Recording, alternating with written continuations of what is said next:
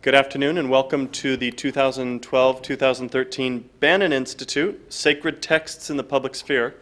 My name is Mick McCarthy. I'm the Executive Director of the Ignatian Center for Jesuit Education. And the Bannan Institutes provide for the university a range of events that address matters of significance to the Jesuit Catholic intellectual tradition, foster an ethic of dialogue among persons of diverse religious and philosophical commitments, and offer opportunities for exchange across the university and broader community. The fall offerings have centered around the current national election, and today's lecture is part of a series, Sacred Conscience, Voting and Catholic Conscience in the 2012 presidential election. Today it's my pleasure to introduce our own Dr. David DeCosse. A graduate of Harvard University in English and American Literature, Dr. DeCosse has a master's in journalism from Columbia University, a master's in theology from Fordham University, and a doctorate in theological ethics from Boston College Weston Jesuit School of Theology.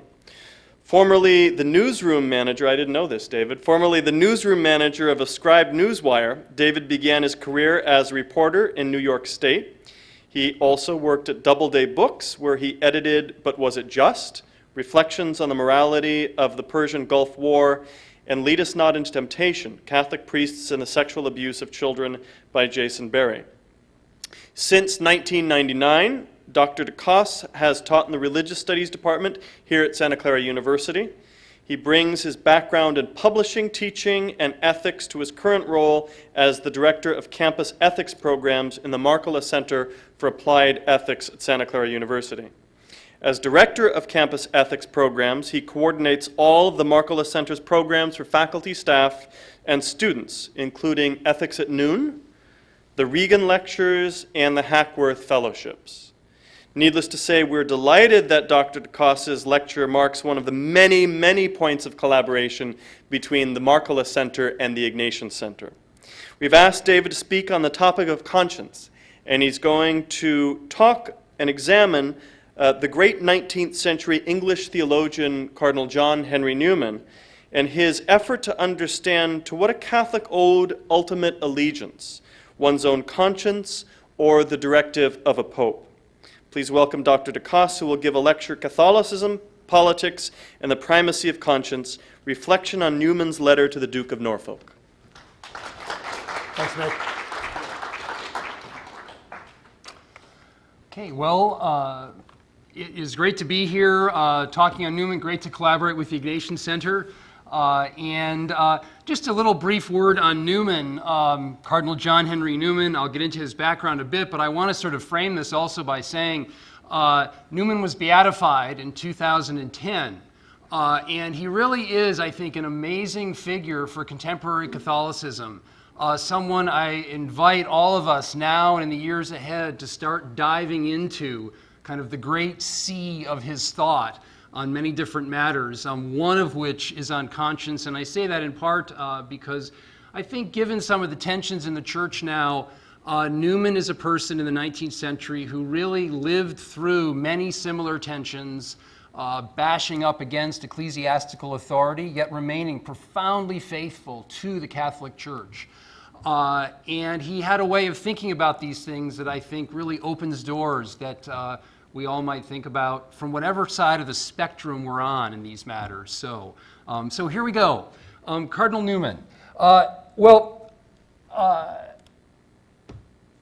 to talk about these topics in Newman. So first, talk a bit about what the whole idea of the primacy of conscience even means. We hear that term a lot. What does it mean?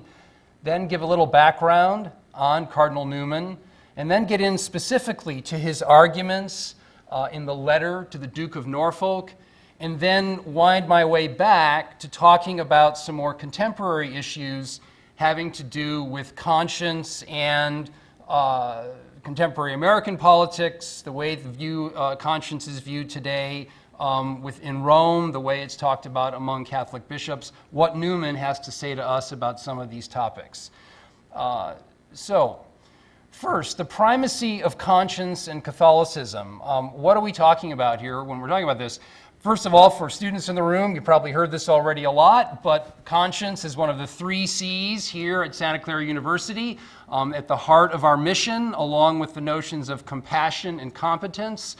So what is conscience then? And here's just, I think, a fairly user-friendly way of understanding it, a kind of an innate awareness we have of moral obligation, and then the application of that awareness to a situation in the here and now. We'll refine this definition as we go, but for starters, I hope that brings people into the room in terms of what we're talking about when we talk about conscience. Then at the Second Vatican Council, the 50th anniversary of which we're just celebrating really right now, one of the most renowned sort of texts of the Council is this magnificent definition of conscience. And let me just read it here. I think it actually, as we'll see, evokes some things that Newman articulated a century before. So in the depths of his conscience, and I'm going to follow the wording of this, excuse me, women, for the gender-specific language, man detects a law which he does not impose upon himself, but which holds him to obedience. Always summoning him to love good and avoid evil, the voice of conscience, when necessary, speaks to his heart. Do this, shun that. For man has in his heart a law written by God. To obey it is the very dignity of man. According to it, he will be judged. Conscience is the most secret core and sanctuary of a man. There, he is alone with God, whose voice echoes in his depths. So that rendering from the Council is one that we'll see really kind of articulates beautifully a notion of conscience, and indeed informs this notion of the primacy of conscience as well. So let's get a little more specific then. If that was conscience, what's the primacy of conscience talking about? And in the Catholic moral tradition, this is basically understood to mean that it is actually a sin to act against your conscience. So your conscience makes a judgment, and in the tradition it's understood you must act according to that. Your conscience actually may be misinformed objectively. You may not be aware of that. You may only discover that after the fact. Even so, the erroneous conscience, as it's understood in the Catholic tradition, nevertheless, is still obliged. You must act according to your conscience. It is a sin not to do so. So Thomas Aquinas, great 13th century theologian and philosopher, articulates this in this fashion: since conscience is nothing else but the application of knowledge to an act, it is obvious that conscience is said to bind by the power of a divine precept. So what is Aquinas kind of saying there in terms of establishing this notion of the primacy, in the sense that conscience is said to bind? And what he's really saying, this is more philosophical terms, is that we are obliged to will what our reason presents to us as the particular good to be done. We have some idea, our reason presents to us to a plan, we make a judgment that it is good to be done, and therefore we are obliged to do that. So Thomas argues, first, about the importance of reason. We can only know the good that we're supposed to do on account of what our reason presents to us as that which we should do. So what our reason presents to us as the good, we are obliged to do. Second of all, Thomas is arguing that whole experience we have of just kind of given obligation, and I'd sort of appeal to all of you to think about this in your life. Okay, you know, you experience things, you experience this twinge of, I have to do that, I ought to do that. I mean, that's really what Thomas is talking about, what Newman, what others are talking about. And it's really that experience of that ought, you have to do that, I ought to do that Thomas, Newman, and others are talking about as really an experience of, in effect, a divine law, a divine precept, or even, if you want to put it, a kind of command of God in the here and now. This is what must be done. So and then in conclusion with this slide, so the primacy of conscience means it's really fundamentally based on this sense that in our very kind of awareness in our reason of what we ought to do, and in that experience of obligation that we all have,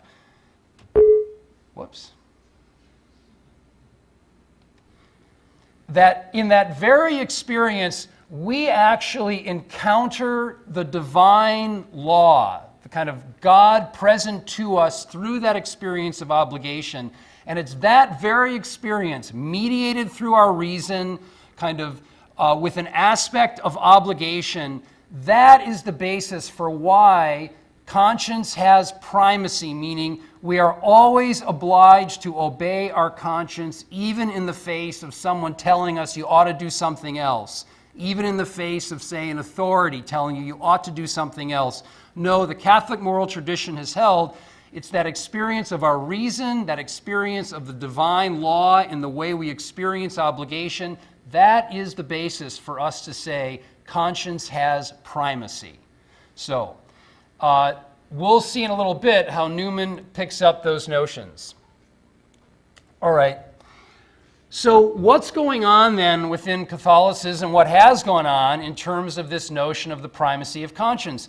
I think it may be surprising to a lot of people, Catholics especially, to hear about how important a notion the primacy of conscience is in the Catholic moral tradition.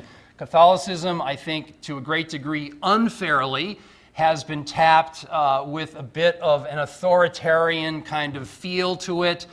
Catholics don't have any freedom to decide this, that, or the other thing. But in fact, really doctrinally, and this is actually, especially, this is still true today, as a formal doctrinal matter, the conviction of the Church is that conscience has primacy. So, how has that played out over the centuries? Well, there's always been a tension over this idea of the primacy of conscience. And really, these two questions there kind of capture aspects of the tension. How far, to what extent, must the primacy of conscience be respected? That's one side of it. Also then, how much is the authority of conscience derived from its conformity to truth or to the policy or doctrinal directives of the institutional church? So, does conscience kind of have its dignity in itself on account of one's reason and the experience of moral obligation? Or is the dignity of conscience primarily derivative on account of its obedience to truth or its adherence to an ecclesiastical directive of some kind? Those are kind of the two poles of tension around this notion in the Catholic moral tradition. Now, familiar probably to many of us, we can look back into history, the medieval, early modern era. We have the paradox that at the same time the institutional church held in theory, think back to Aquinas, which I just mentioned, that it was a sin to act against your conscience. The institutional church also sought in practice to use death to compel heretics to renounce their conscientious convictions. So that is obviously a big contradiction, a real discrepancy in kind of the theory, the practice not following the theory within the Catholic tradition there. And the great contemporary moral theologian John Newman, I think, put this nicely, where the zeal at that time to preserve orthodoxy was joined with the opportunity to use the machinery of death for purely political ends. Jan Hus, Jeanne d'Arc, Girolamo Savonarola were executed as the machinery clanked into the 15th century.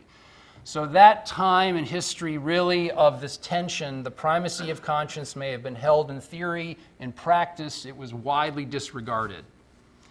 Today, what's going on?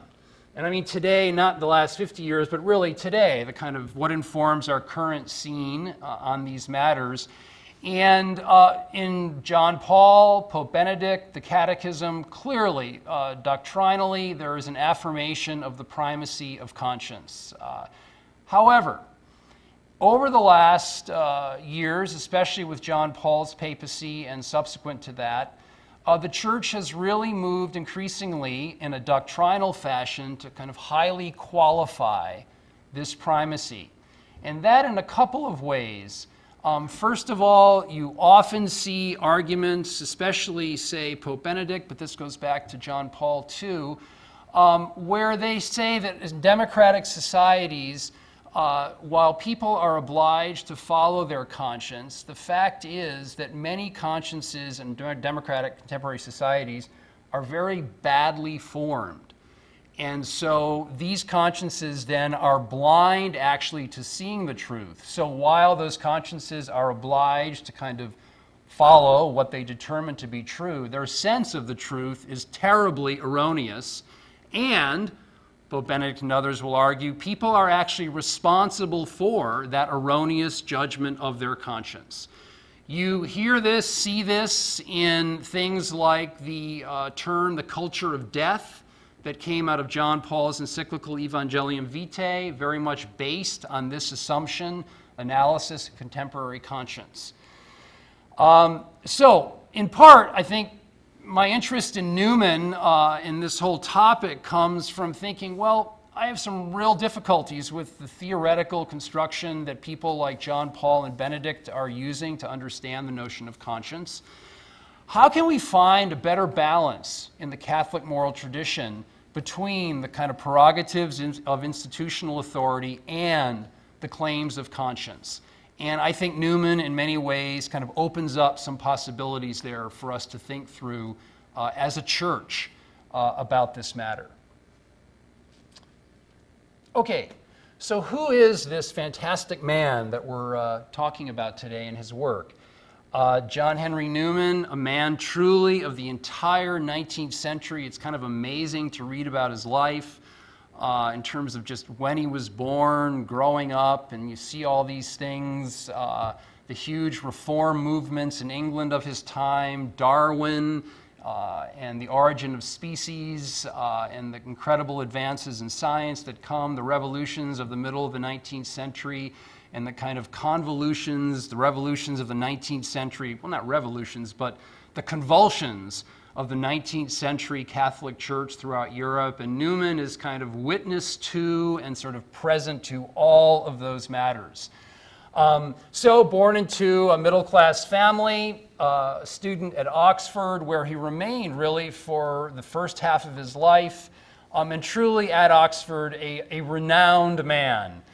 Brilliant, a very public figure, the leader of what was called the Oxford Movement, which was a movement by Anglican ministers at that time, of which Newman was one, to really return the Anglican Church of his day to the kind of, it's more an identity more consistent with the ancient Christian sources.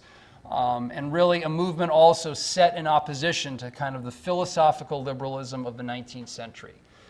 So Prime Minister Gladstone, whom we'll encounter a little bit later, again, said of Newman, "I do not believe there has been anything like his influence at Oxford when it was at its height since Abelard lectured in Paris." I think Abelard did that in like the 11th century or the 12th century, something like that. So I think that gives you a sense of the measure of the man. Newman was someone extremely well known in his time, and justifiably so, because of his brilliance, I think his generosity, his willingness to both really to kind of dive into public controversy as well as to write works of, I mean, truly just lasting historical significance. Now, more on Newman here. He converted to Catholicism in 1845 when he was 44 years old. And I mean, given his public stature, which the previous slide referred to, I think it's important to stop and think about that. I mean, that was an absolutely huge public event in England that John Henry Newman, such a renowned minister, the leader of the Oxford movement within the Anglican Church, converts to Catholicism. So as a consequence of that, he resigned his post at Oxford and spent the rest of his life living in a small community of what are called Oratorian priests in Birmingham. And I think one way I have of thinking of that is, I mean, it cost him a lot in many ways to be a Catholic. If we think at this university, the stature, the renown that comes with being at a place like Oxford, he gave it all up. You know, he couldn't stay there, and he, sort of began to live a very simple, good life in a small community in working-class Birmingham.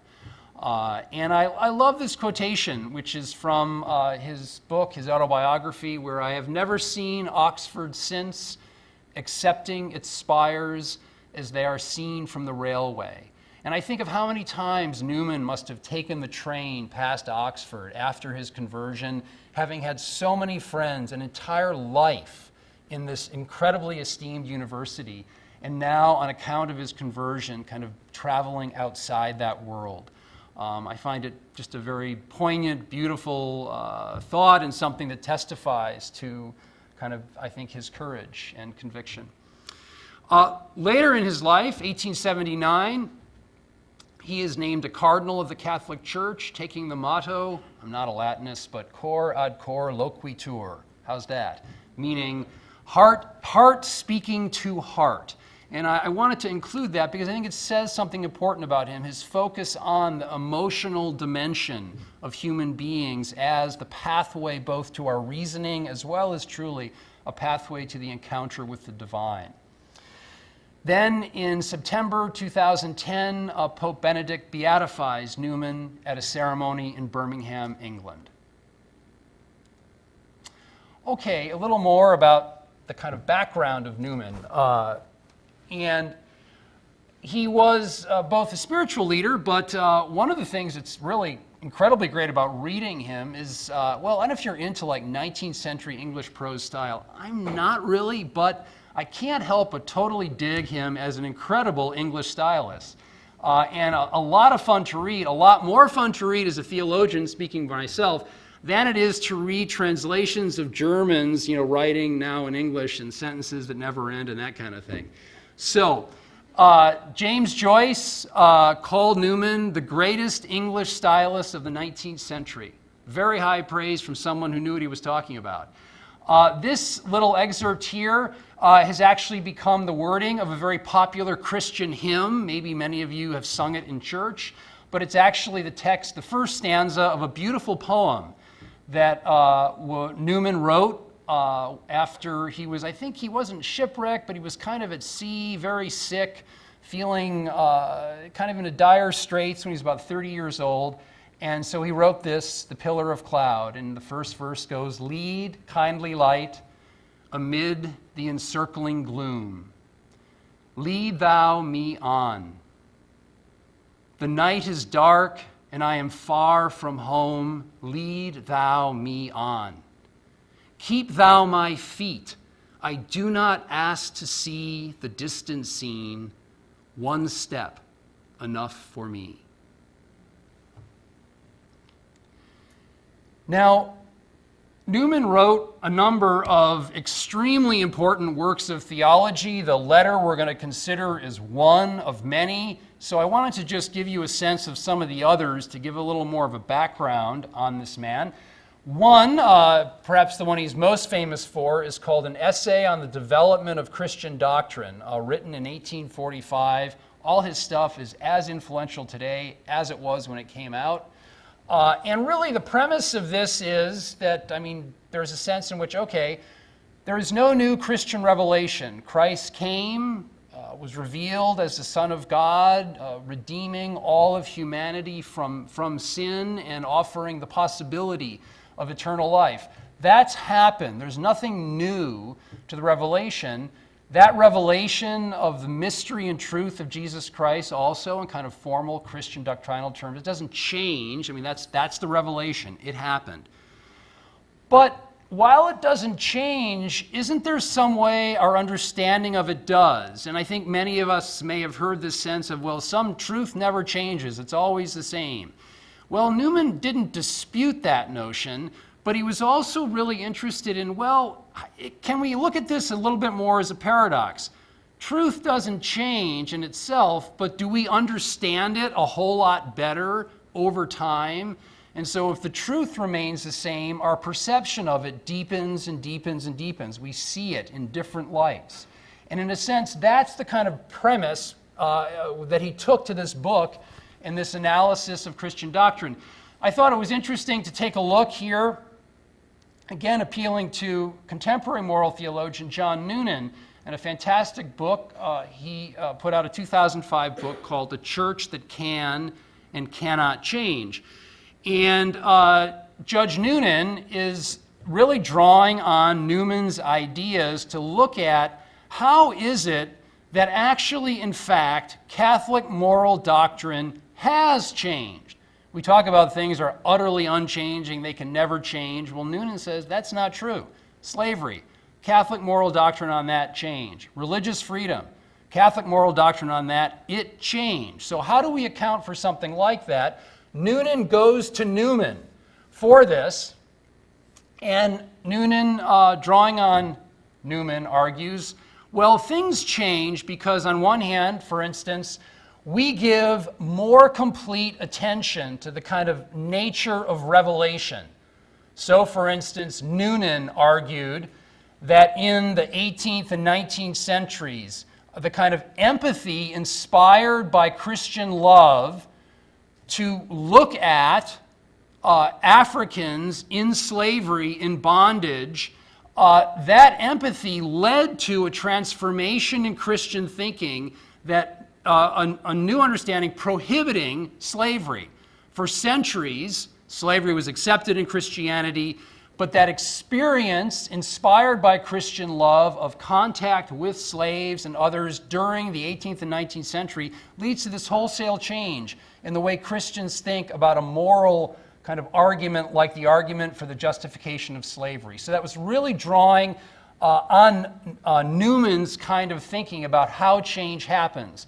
The next example, too, we're talking about the use of something like empirical investigation.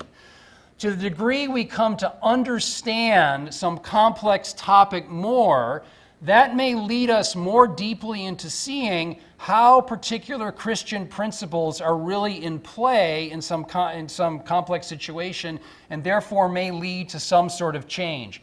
Noonan, for instance, talks about the prohibition against usury in Catholic doctrine, which for centuries, and I mean centuries, was understood to be an intrinsic evil. We'll come to that term a little later again.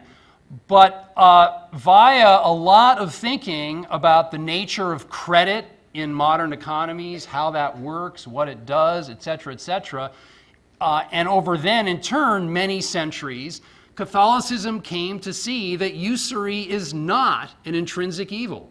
In fact, credit, it's a part of aspect, or it's kind of a way of thinking about the normal credit that makes a modern capitalist system work. So I think it's important here just to think how influential Newman's ideas are as we speak today on something like this incredibly difficult question of the change of moral doctrine.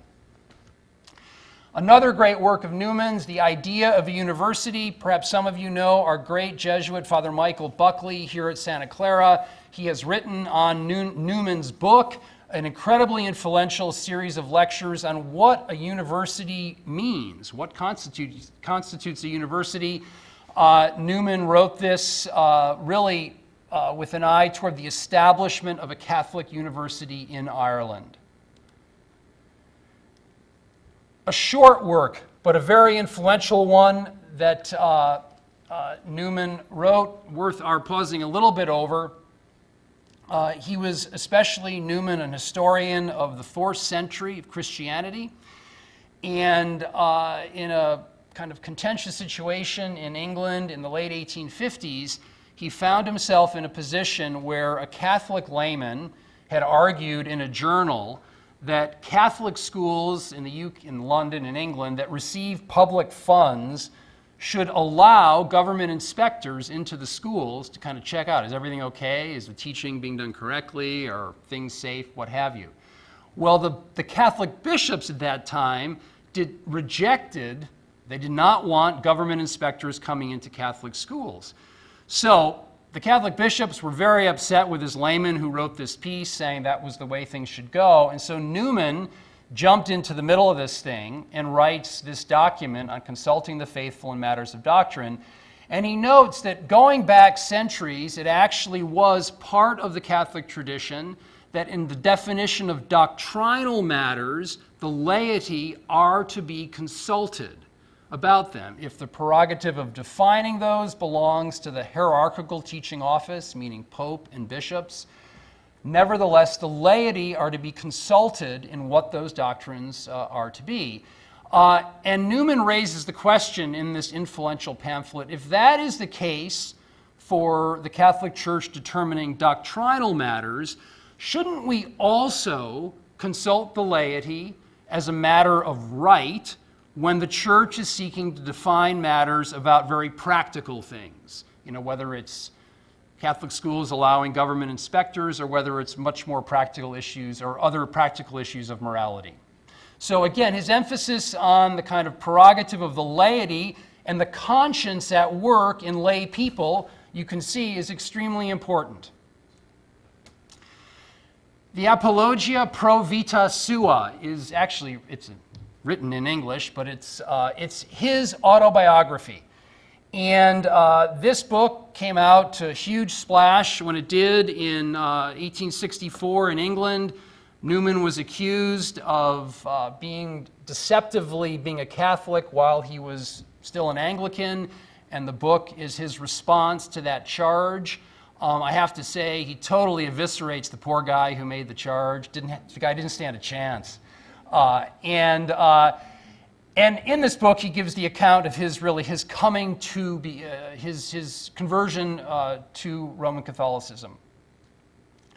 I wanted to note two things in particular, the kind of last two bullet items there, because I think they speak to our issue of conscience. First of all, what I call an Ignatian key to conscience in Newman. So this beautiful quote from him as he's telling the story of his evolving faith. Only this I know full well now, and did not know then, meaning before he became a Catholic, that the Catholic Church allows no image of any sort, material or immaterial, no dogmatic symbol, no rite, no sacrament, no saint, not even the Blessed Virgin herself, to come between the soul and its creator. It is face to face, solus cum solo, in all matters between man and his God. I think that signals to us right there just the incredible importance Newman puts on conscience as the place of the encounter with the divine. Nothing, no edict, whatever, can get in between the ultimacy of that encounter. The last bullet point here, and I think Newman's reflections on literally the nature of human reason and how that worked in his own conversion process and how that works in conscience is crucial for us today to think about. And he notes in terms of this, for myself, it was not logic that carried me on toward his conversion. As well might one say that the quicksilver in the barometer changes the weather. It is the concrete being that reasons. Pass a number of years and I find my mind in a new place. How? The whole man moves. Paper logic is but the record of it. All the logic in the world would not have made me move faster towards Rome than I did. I think that sense of the whole man, the whole person moving, is crucial for us in thinking about his ideas of conscience.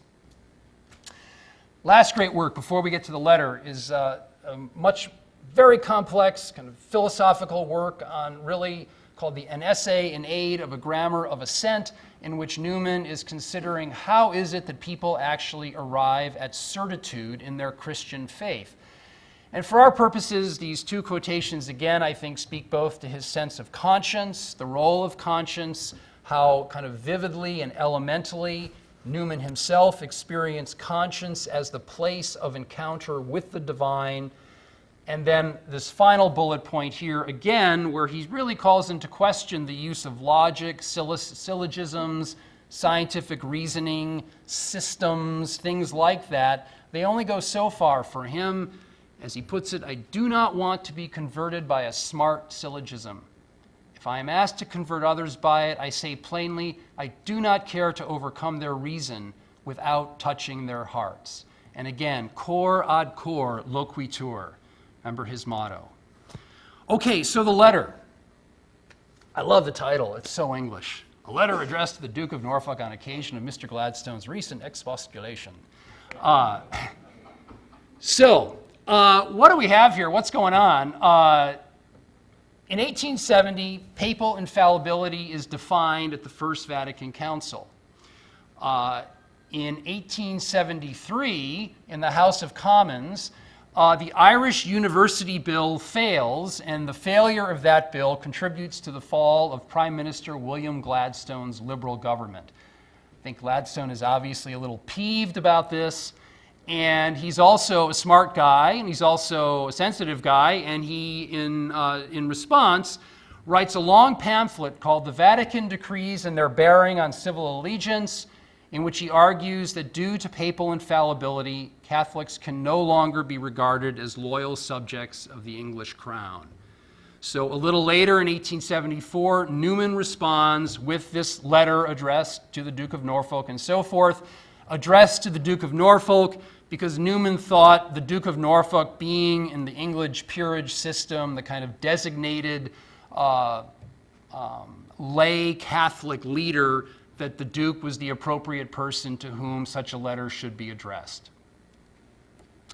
So the letter itself, I mean, Newman is definitely angered by Gladstone's charge, calls it uncharitable, but Newman, interestingly, is also very critical of kind of these ardent papal loyalists of his time in England, whom he accuses of wild words and overbearing deeds that have alienated so religious a person as he calls Prime Minister Gladstone.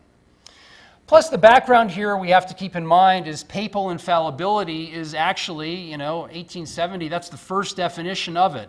The infallibility of the Church, of the Catholic Church, had been something held for centuries. Newman articulates a beautiful notion of that in the Apologia Propheta Sua. But papal infallibility, as a kind of extension of the infallibility of the Church, is actually very new. And there's a lot of contestation over that. Newman himself took a while to accept that doctrine, but finally does, if with some concerns about how it was adopted. So how does the letter proceed?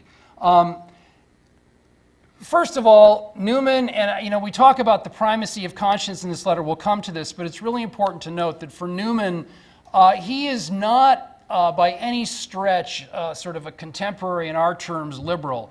He really lays out the prerogatives of the Church and of the Pope to speak authoritatively and freely on all matters of faith and morals. And it's these selections I've put up there that really underscore that. So the first part of the letter, he's really laying out historically in the ancient Church how this was done, and then also designating how the Pope is really, the expression of the Church. No Church without a Pope, no Pope without a Church. And the Pope is really acting in the kind of line with the tradition of the ancient Church in his willingness to speak forcefully and freely on all matters of faith and morals. So he establishes that, but then he starts to try to kind of limit. Are there any limits on this papal infallibility thing? What can we say about that? And he notes a couple of things here. One is that the Pope may be supreme in authority, but that authority is not something that extends to kind of the minutiae of our life. He also notes here that papal discipline shouldn't extend to the political realm, except as the profession of faith, and Newman always insisting on faith, may accidentally become political. So what constitutes a profession of faith is a very important point here. He also limits the prerogative of the Pope in terms of what he calls the general nature of those things about which the Pope speaks. So the Pope has authority to speak on general things, that is, things that are good and bad in themselves, but not the same authority to speak on things that are accidental, changeable, and expedient.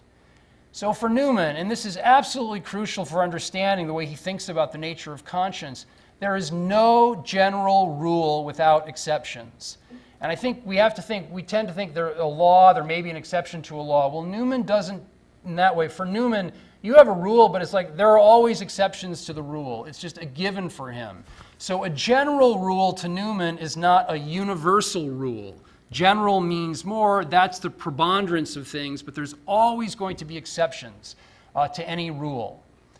And he kind of elaborates this more where he speaks of, well, in the very unlikely event of a conflict of loyalty, say between Pope and Queen as an English subject, then that would be a particular case, he says, and any particular case, meaning any particular case literally of conscience really, is beyond all rule.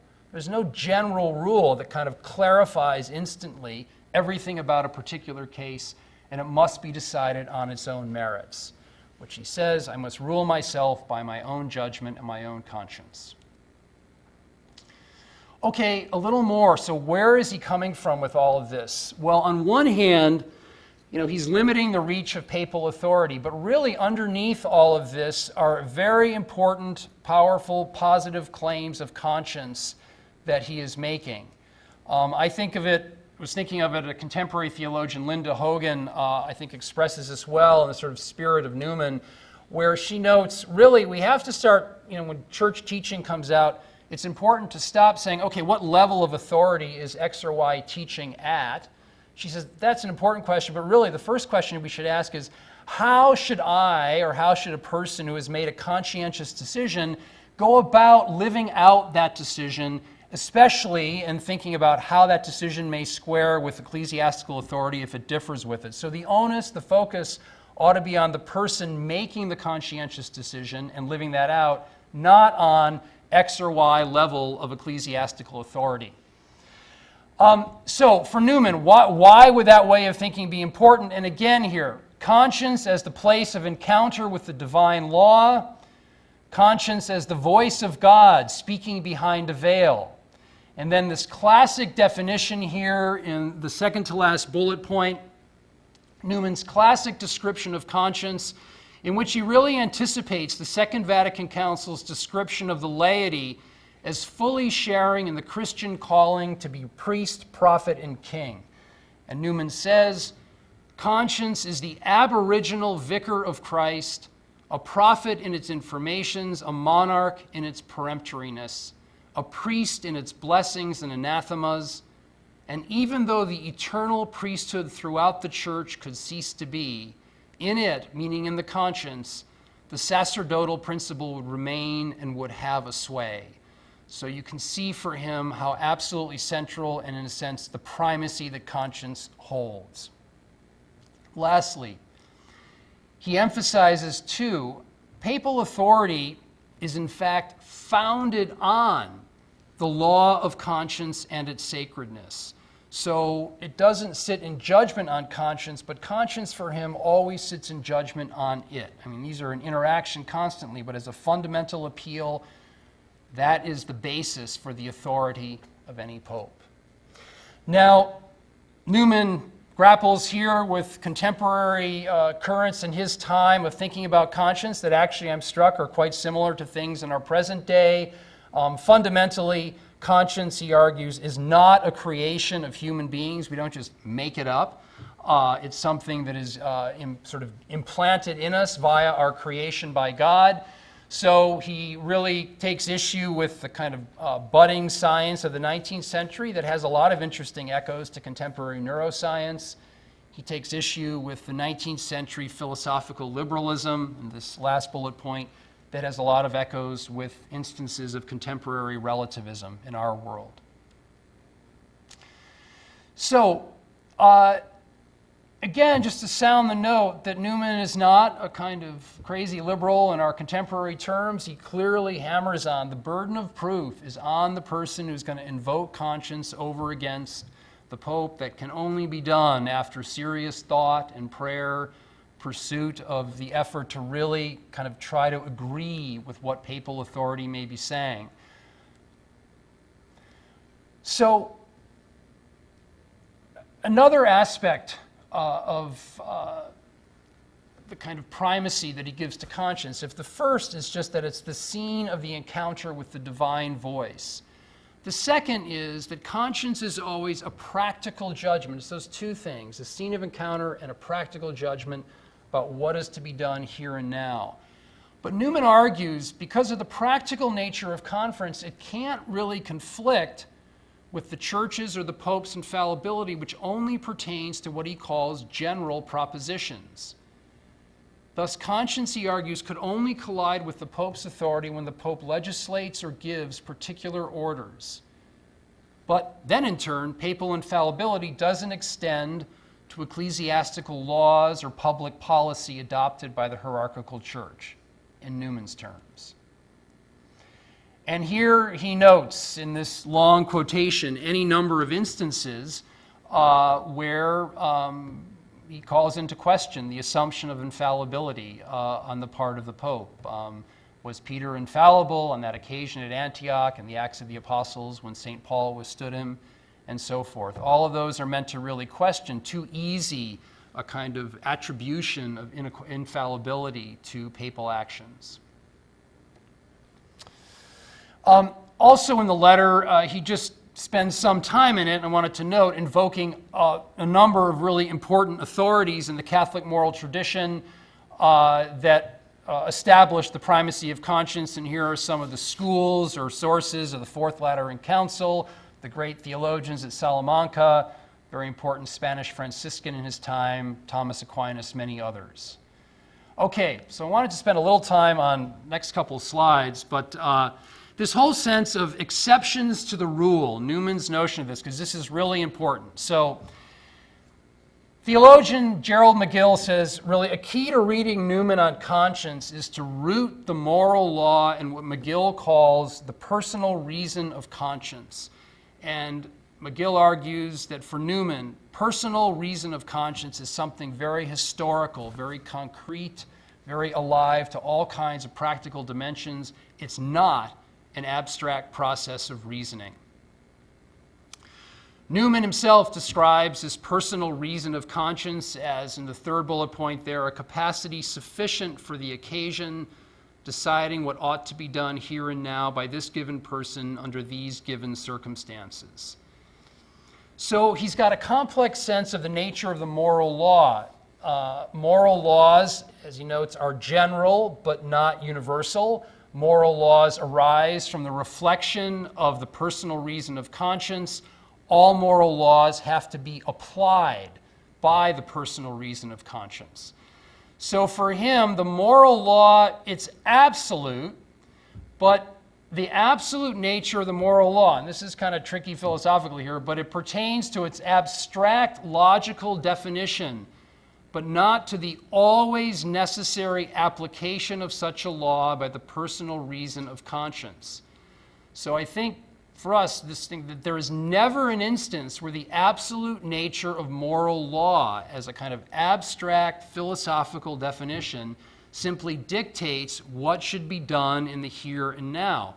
Newman, more, to my mind, than, say, John Paul or Benedict today or the Catholic bishops of the states in the documents Forming Conscience for Faithful Citizenship, Newman really insists on this kind of paradoxical reality. There's the absolute nature of the moral law. There's the fact that it's not just occasionally, not a one-off. It's always got to be applied. Always. So we can't separate out this thing like this abstract nature just illuminates all these practical situations. You have to really call on and invoke a very practical sense of reason in terms of living out the moral law. I think this final quote by philosopher Gerald Hughes is, to me, very helpful in thinking about this. In effect, where Hughes really shows here, there's one process of thinking about how the moral law applies, and think of this in terms of contemporary politics. We have an abstract law against some intrinsic evil. We can kind of deduce in some way logically that it ought to apply here and there. Well, that's not how Newman works. For him, you don't move from abstract definitions to easy application. Instead, you always start with the person aware of a moral law, but imbued in a completely concrete situation and having to use their reason in a widely varied way, taking in all kinds of data. The whole man moves, remember, from the Apologia, and that's the way you come to actually determining what the moral truth of a situation is, and hence what conscience obliges you to do. Now,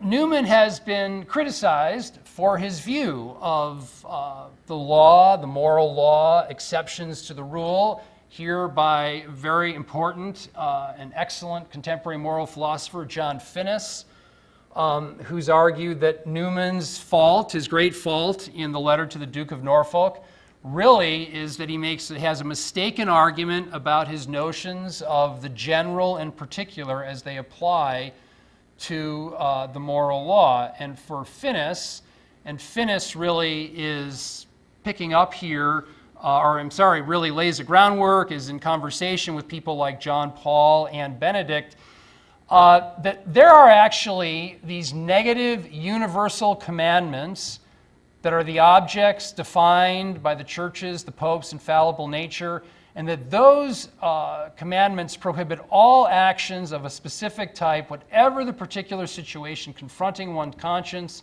These are the actions that we hear often today in American political discourse in which the Catholic bishops are involved. These are the actions that identify those intrinsic evils. And in effect, Finnis is really arguing Newman has no room for something like intrinsic evils being absolutely and completely prohibited from Catholic political engagement in any way. I do think Finnis is mistaken in that regard, not so much about whether Newman would allow intrinsic evils or not, but about how Newman understands the nature of kind of moral law and moral rules. And I think what Newman really provides for us is, to my mind, a richer way of thinking about moral rules and how they actually apply. Let me get this back up.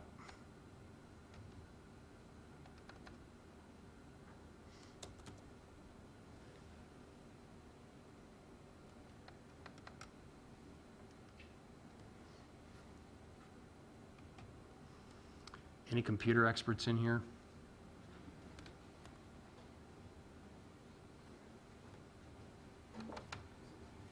Oh, maybe this right here. Oops, I think you just turned Turn it off. Maybe turning it on brings it up. Teresa, I'll aim for 5. I know I'm running a little fast, but...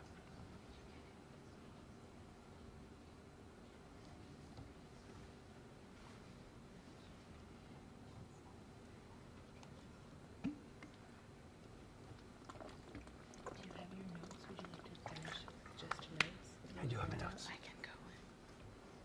This will probably take another 5 minutes. Oh, really? It's resuming.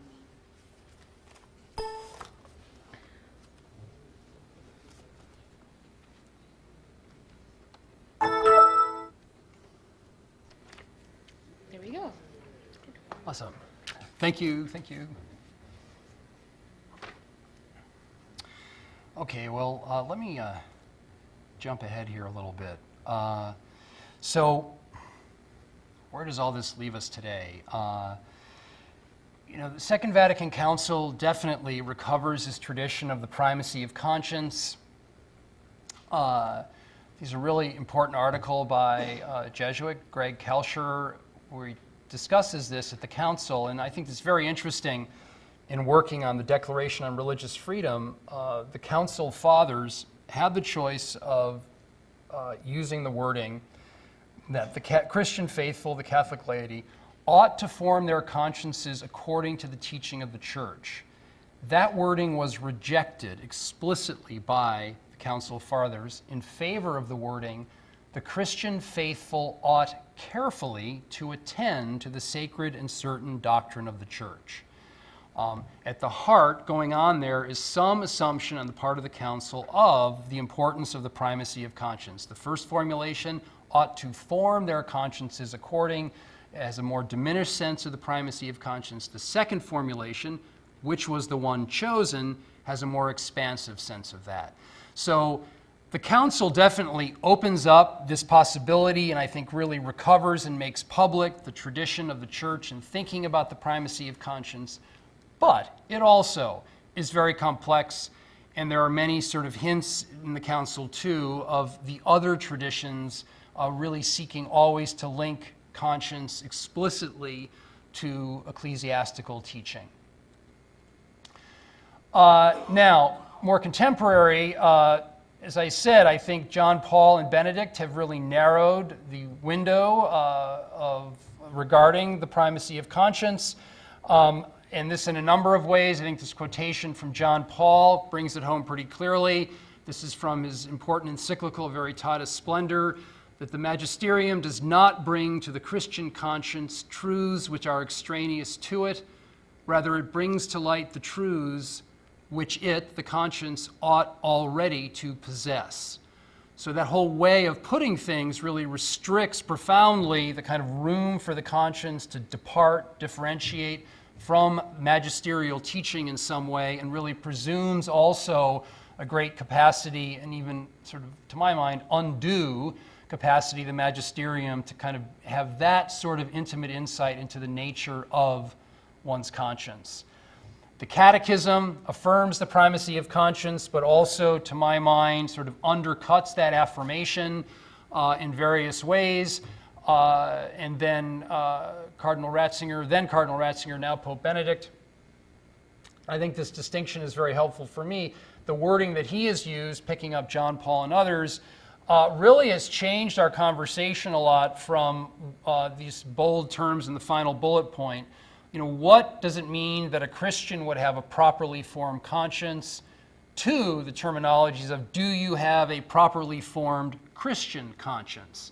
And the second formulation is really where we are at today at the hierarchical level of the Catholic Church. Do you have a properly formed Christian conscience? I do not think that is the way that Cardinal Newman kind of framed the nature of conscience.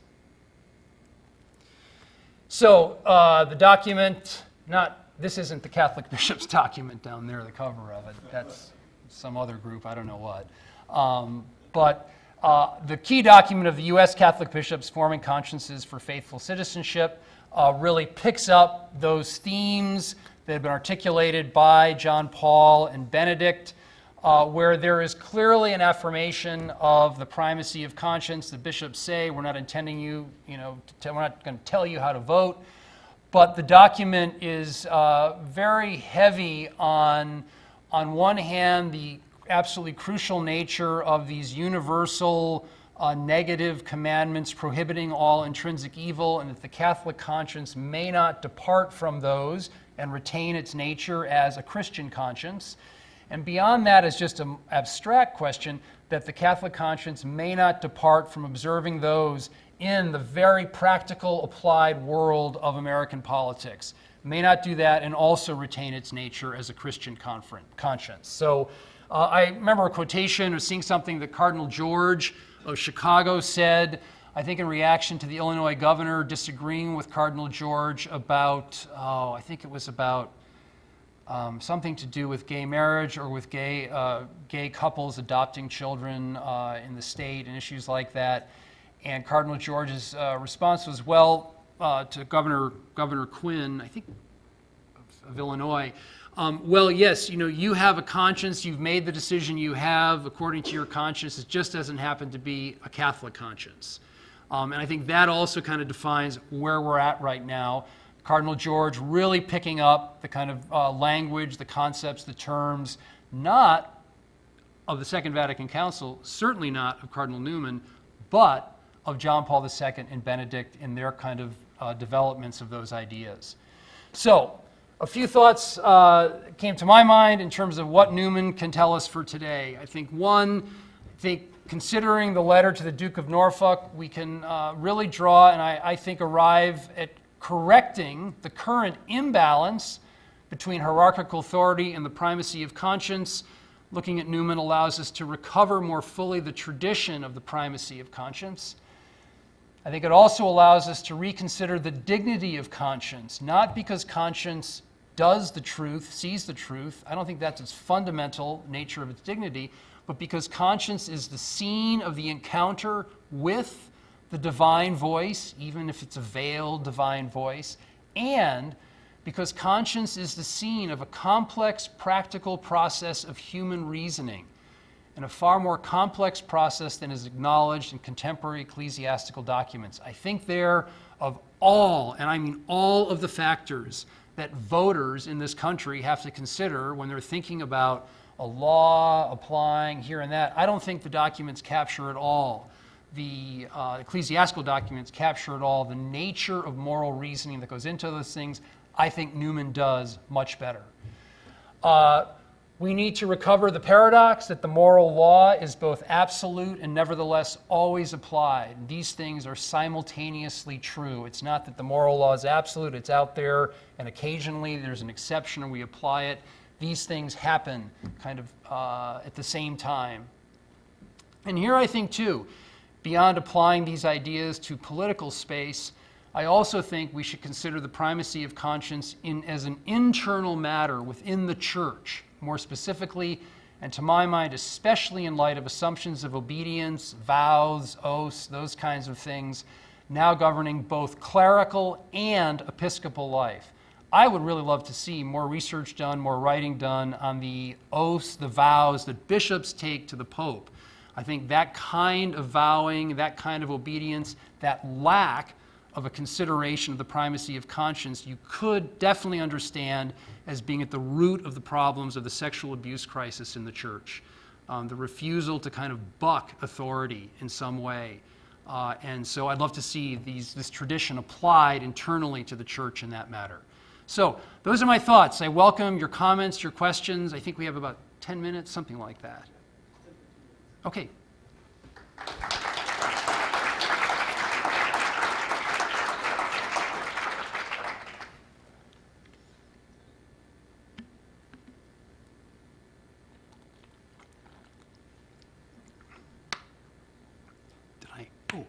Yes, Father Goda. No one else. You started off by saying that conscience was an innate awareness. And I don't want to get off onto the epistemological problem of idealism, which that word innate can get into. And then later on, you redefine it as the practical voice of reason at the end of a process, not syllogistic process. Am I correct in that assumption? Basically, conscience is that last practical judgment you make after really working at something. Both, yes. Okay, well, the innate we could argue about, that's epistemology. The question I'm aiming at is kind of a practical look at who might be wrong. One of the Dukes of Norfolk was a character in A Man for All Seasons. And he and More have an interchange about precisely this problem of conscience. And More gets his head cut off, and Norfolk, I guess, dies in his dead later on, if I remember correctly. But be that as it may, Norfolk is pictured as someone who also knows where his self-interest is, and his conscience is guided kind of in that direction. He's caught in a real political mess and doesn't want to wreck his family. In modern times, you've got Catholic politicians who are caught with regard to the problem of abortion, and often will say, well, I think abortion is wrong, but, and wherever that but happens to go. And sometimes I think they're really concerned about whether or not they could be elected if they took a public position contrary to that of the Democratic Party. So I give those as two examples of where the problem of whether or not you've got a formed conscience exists. Any comment? Yeah, I'm sorry, whether or not a what conscience exists? A formed. A formed. Well, okay. Father Goda was asking, just giving a couple of examples of, say, the great story of Thomas More and the Duke of Norfolk in More's time, and the complexities the Duke at that time faced, and complexities in the sense of being afraid to take a more public stance due to concerns of his family at that time. And I'm guessing sort of analogizing that to contemporary Catholic politicians who may have an opposition to abortion, but may sort of trim their sails, and imputing a term to Father Goda there, out of concern to be reelected. And are either of those instances of a properly formed conscience? Well, I suppose I'd respond in a number of ways. One is, I actually love the encounter of the Man for All Seasons between More and the Duke of Norfolk. And one of the things that strikes me about that encounter is that, at least as it's in Robert Bolt's play, is that Moore really sort of articulates to the Duke, you don't get it. My very sense of personhood is on the line here. And I think in that sense, Moore's not really saying, I'm doing this because I'm a robotic, favorite of ecclesiastical authority. He's saying, no, this cuts to the absolute core of my being. And that's why I'm taking the stand, even if you, Duke of Norfolk at that time, don't understand. And I actually think that way of thinking about conscience, I'm not sure I'd even use the term formed, not formed. It's almost too rational second order to me. That way of thinking about conscience is very consistent with Newman. I think Newman really brings the whole self into play as the scene and as what's at stake in questions of conscience. In terms of the contemporary Catholic politician, I think what I'd say there too, maybe building from that and adding to that Newman's insistence on the kind of complexity of moral reasoning. I think Catholic politicians faced with the abortion issue have so many practical matters to consider, starting with the whole question of civil law. And is the law the primary means for kind of doing something about the kind of incidence of abortion in our country or not? That's a very practical question about which I think the conscience, to me, of politicians could very rightfully disagree without contradicting Catholic doctrine on that matter.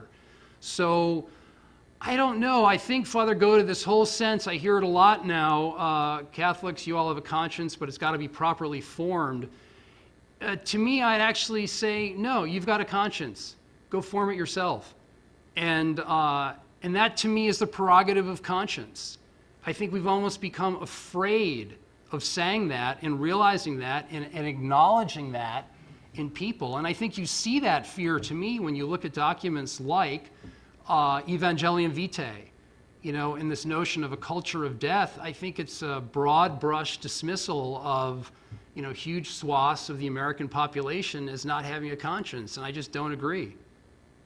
Mick. But can you imagine cases, and maybe this is a charitable reading of what I think is the basic concern of bishops and et cetera. Can you imagine a situation in which the social context of any individual believer Christian is so impacted by consider the South, the Deep South in the 50s or 60s, right? In which there is there's a predisposition to acting in a way that is patently racist, right? And that it's really almost, it would be, I place myself in that condition, or I place myself as a Catholic under the Third Reich, in which it's really very difficult it's almost impossible, practically impossible, to not be affected by the social condition, right? And that it seems to me that's the basic concern, right? That we live in a context in which we can be affected by sin, right? I mean, I know that, and I wonder if that's can't you imagine a context in which that were the case, and that because we are formed by others, it's just really difficult to get ourselves out of that. So to say, form your conscience, it's sitting in this room, that's easy, but in very practical situations, it can be really quite difficult. Does the question make sense? Well, it does. I think... You might need to repeat the question. Sorry. So this question, I understand Mick to be asking that this sort of admonition to form your conscience is really perhaps, in fact, a very useful thing, especially because we exist in cultures that profoundly shape us and actually profoundly shape us toward kind of destructive, harmful, evil ends, sinful ends in Christian terms.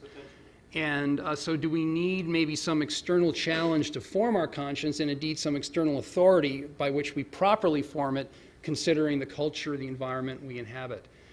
I think, Mick, without disputing your example of the South, I think what I'd say in part is that I think today in the United States, for instance, in the way Catholicism is seeking to kind of hierarchical teaching authority of the church is seeking to affect things, I think they have deeply misread our culture. So I think there's a nature of sinfulness there. I don't think it's in the way they think it is. And for instance, I find the really wholesale attribution of relativism to our politics, I find it completely implausible. And I think that informs a lot of this insistence on forming your conscience now. You're caught in this culture of relativism. The only way out is to form your conscience according to the way we think you ought to do it. This is the truth, as opposed to thinking of it in different ways. So I just don't find that a kind of empirically accurate and hence sort of normatively appropriate mode of speaking about the formation of conscience today.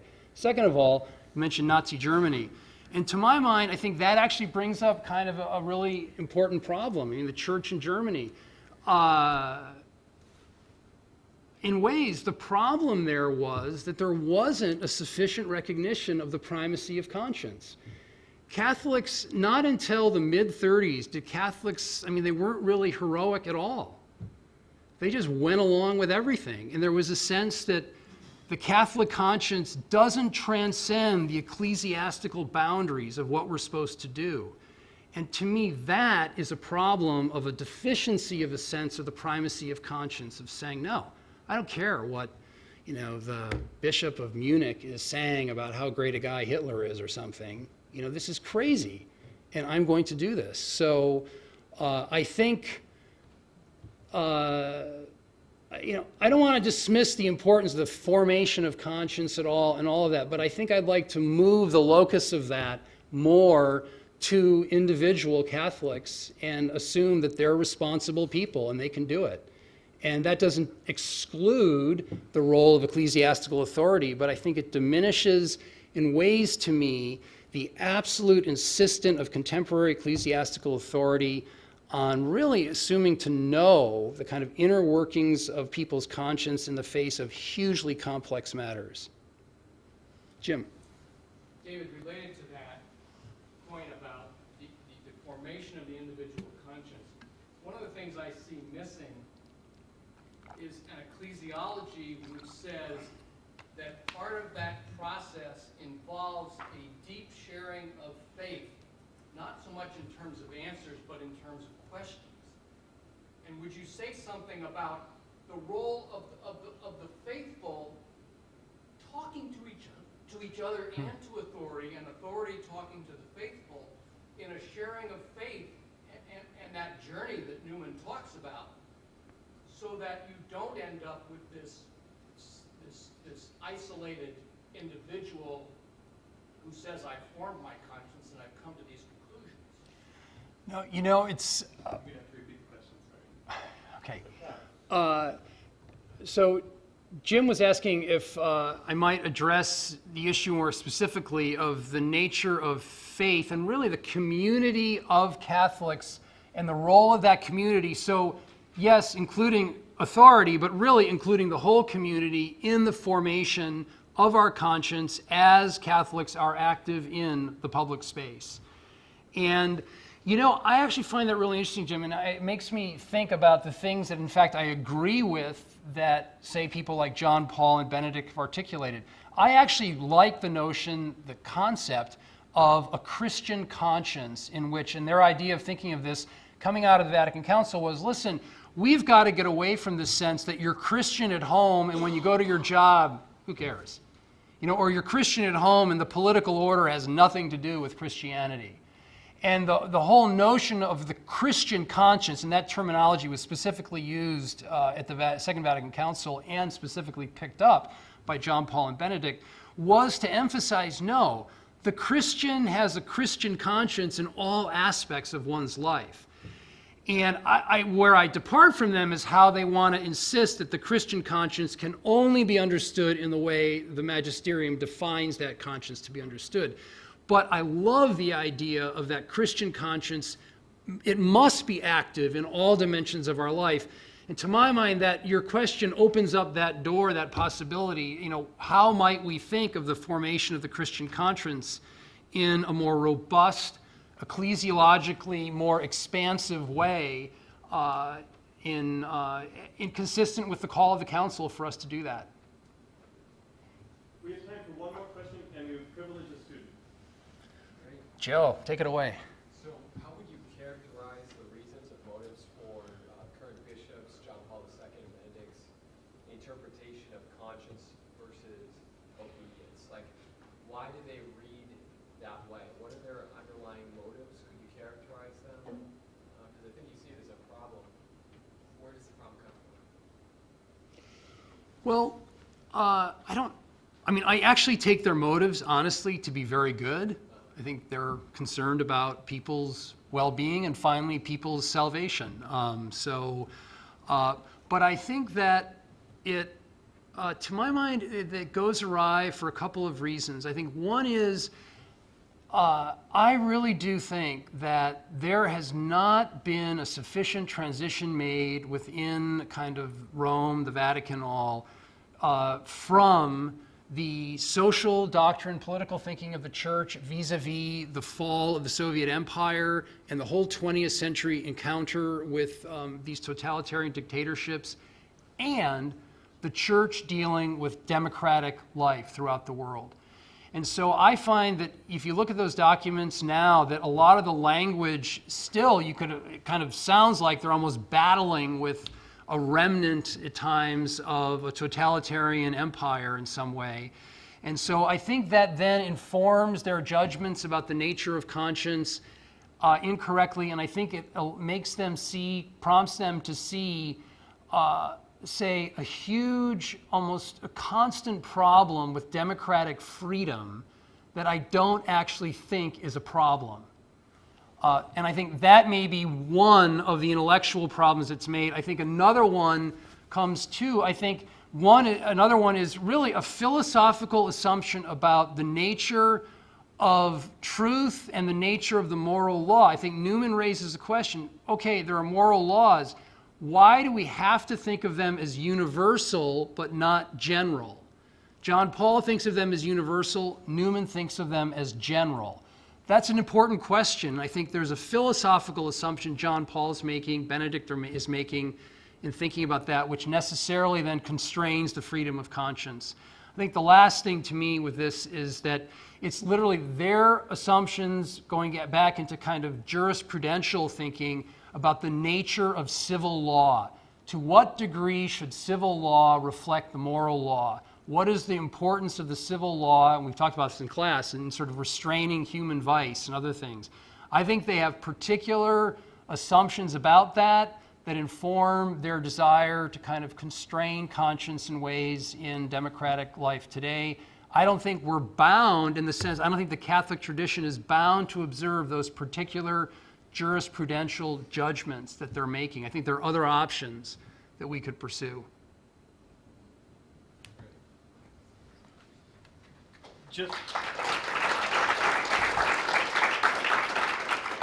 You anticipated my thanks. So thank you so much, David, for really kind of like challenging us and pushing us forward to think about the issue of conscience and just what a complicated thing it is.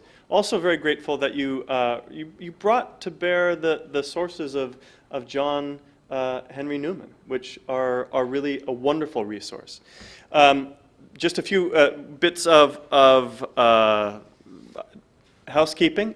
We find these very helpful, so if you would have the chance to fill them out and drop them off as you go. Our next event is next Tuesday at 4 o'clock. Professor Kitty Murphy from here at Santa Clara is going to give a lecture on scriptural politics of the economy.